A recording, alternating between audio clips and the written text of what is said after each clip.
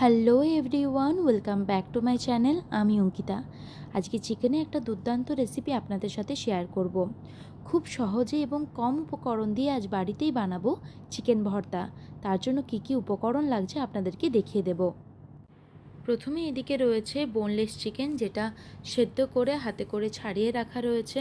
রয়েছে আদা রসুনের পেস্ট, কাজু বাদাম বাটা, এদিকে রয়েছে টমেটো পিউরি, আর এদিকে রয়েছে ডিম সেদ্ধ। এখানে একটা ডিমকে 4 ভাগ করা রয়েছে, আর রয়েছে পেঁয়াজ কুচি। তো এদিকে তেলটা গরম হয়ে গেছে, এরপর পেঁয়াজ কুচিগুলো দেওয়া হলো। পেঁয়াজটাকে ততক্ষণ ভাজতে হবে যতক্ষণ না পেঁয়াজের কালারটা ব্রাউন হয়ে আসছে।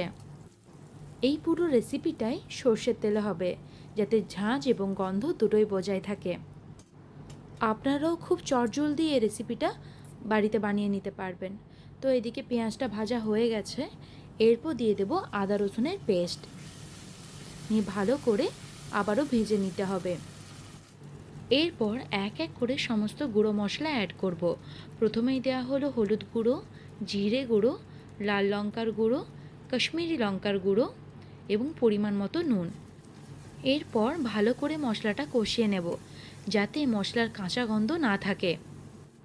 মশলাটা একটু কষানো হয়ে গেলে দিয়ে দিতে হবে টমেটো পিউরি, নিয়ে সব কিছু আবারও ভালো করে মিশিয়ে নিতে হবে। সব রান্নাতেই মশলা কষানোর উপরে রান্নার টেস্ট নির্ভর করে। তো এখানে আমি কাঁচা লঙ্কা চেরা দিলাম, এখানে 2-3টের মতো আমি কাঁচা লঙ্কা চেরা দিলাম। আপনারা যে যেমন ঝাল খেতে পছন্দ করেন সেই অনুযায়ী ঝালটা ইউজ করবেন। এরপর যখন মশলাটা থেকে তেল ছেড়ে আসবে, তখন সেদ্ধ করে রাখা চিকেনটা দিয়ে দিতে হবে। দিয়ে মশলা এবং চিকেন ভালো করে মিশিয়ে নিতে হবে।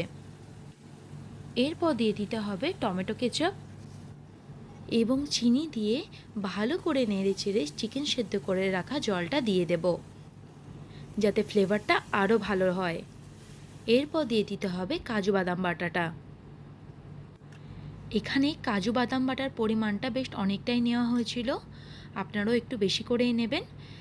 তারপর একটু জল দিয়ে ভালো করে নেড়েচেড়ে ফুটতে দিতে হবে। একটু ফুটে গেলেই নামিয়ে নিন আর গরম গরম পরিবেশন করুন চিকেন ভর্তা। তো বন্ধুরা, কেমন লাগলো আমার ভিডিও অবশ্যই কমেন্ট করে জানাবেন। আর আমার ভিডিও যদি ভালো লেগে থাকে অবশ্যই লাইক, শেয়ার এবং সাবস্ক্রাইব করে দেবেন। আজকের মতো ভিডিও এখানেই শেষ করছি, আবার দেখা হবে কোনো মজাদার ভিডিও নিয়ে। ধন্যবাদ।